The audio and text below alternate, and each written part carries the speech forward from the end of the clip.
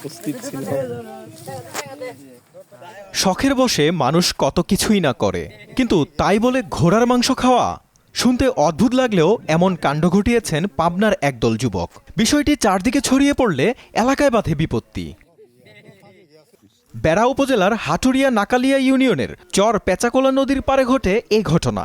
ছড়িয়ে পড়া এক ভিডিওতে দেখা যায় ফাঁকা মাঠে কয়েকজন যুবক মিলে একটি ঘোড়পা বেঁধে জবাই করছেন। কেউ একজন আবার তার ভিডিও করছেন। চরের উপরে যা সবাই গোড়া জব করেছে, ওইটা আবার ভিডিওতে ছাড়িয়েছে, মোবাইলে ছাড়িয়েছে। আমরা দোকানে বসে দেখলাম গোড়া জব করেছে মোকসে চৌধুরীর ভাই, সে নিজেই জব করেছে।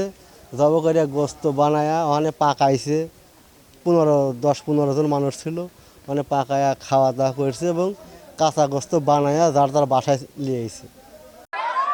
ঘটনাটি জানাজানি হলে ক্ষোভে ফুঁসে ওঠে স্থানীয়রা। জড়িতদের বিচারের দাবিতে আঞ্চলিক সড়ক অবরোধ করে বিক্ষোভ আর মানববন্ধন করেন তারা। এতে আমাদের এলাকাতে মনে করেন যে সবাই একই আমরা এর বিচার চাই, দৃষ্টিমূলক শাস্তি চাই। ঘোড়া খাওয়ার পর থেকে এখন তাদেরকে খুঁজে পাওয়া যাচ্ছে না ঠিকমতো, কোথায় আছে। দোকান টোকানও খুলতেছে না, দোকান বন্ধ আছে। এখন তারা কনে আছে, তাদের খুঁজে বের করা উচিত আমি মনে করতেছি। এটা হলো অনেক কিছু আন্দোলন হয়েছে, আন্দোলন হয়েছে, কয়েকজন ছিল সবার দোকানপাট বন্ধ করে ওরা পলাইছে। ওই দিনকে আমরা সবাই মিছিল করে দৌড়েলা ওখানে গণদোলাই দেব, ওরা পলাইছিল, দিয়ে বাইচে গেছে। এ পর্যন্ত আর ওকার কোনো অস্তিত্ব নাই। এই ঘটনার পর থেকে এলাকায় উত্তেজনা বিরাজ করছে।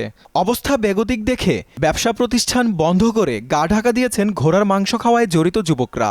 অপ্রীতিকর ঘটনা এড়াতে সতর্ক রয়েছে পুলিশ। বিষয়টা নিয়ে এলাকায় একটা চাপা উত্তেজনা আছে, এটা সঠিক। তবে আমি ওখানকার যে গণ্যমান্য ব্যক্তি এবং যারা বিষয়টি অবগত সচেতন মহল যারা আছেন তাদের সঙ্গে কথা বলেছি। যে ছেলেরা এই কাজটা করেছে ওরা গা ঢাকা দিয়েছে।